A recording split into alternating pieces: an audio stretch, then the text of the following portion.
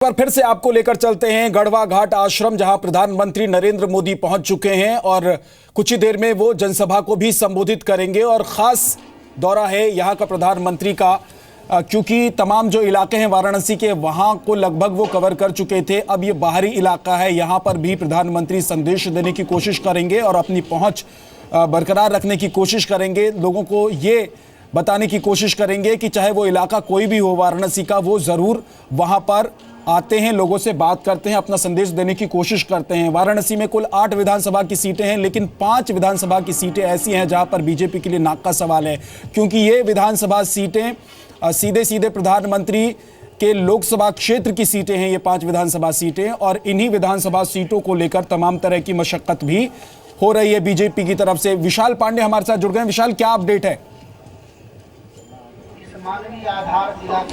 देखिए, अब से थोड़ी देर में प्रधानमंत्री नरेंद्र मोदी यहां जनसभा स्थल पर पहुंचने वाले हैं, जहां पर वो जनसभा को संबोधित करेंगे। फिलहाल वो पूजा पाठ के बाद वहां आश्रम के अंदर यहां के प्रमुख के साथ बातचीत कर रहे हैं। जो गढ़वा आश्रम के प्रमुख हैं उनके साथ में उनकी बातचीत चल रही है, और उसके बाद ही प्रधानमंत्री नरेंद्र मोदी यहां जनसभा स्थल पर पहुंचेंगे। आपने बिल्कुल ठीक कहा विद्या, की जो 5 विधानसभा है प्रधानमंत्री नरेंद्र मोदी के लोकसभा क्षेत्र की, चाहे वो शहर की 3 विधानसभा हो, कैंट, उत्तरी, दक्षिणी, और 2 देहात की विधानसभा पड़ती है, रोहणिया और सेवापुरी। ये 5 विधानसभा पर सबसे ज्यादा स्टेक बीजेपी का दांव पर लगा है, क्योंकि ये 5 की 5 विधानसभा पीएम नरेंद्र मोदी के संसदीय क्षेत्र की है। तो इस पर जीत को लेकर बीजेपी ने अपनी पूरी ताकत झोंक दी है।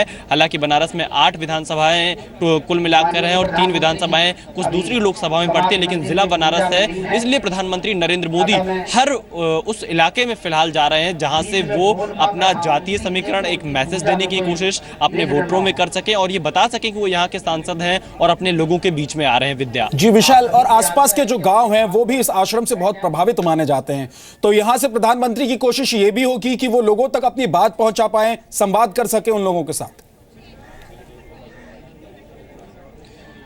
बिल्कुल विद्या, क्योंकि मैं जब यहाँ पर सुबह पहुँचा तो मैंने यहाँ पे कुछ लोगों से बात की जो इस आश्रम के अनुयायी थे।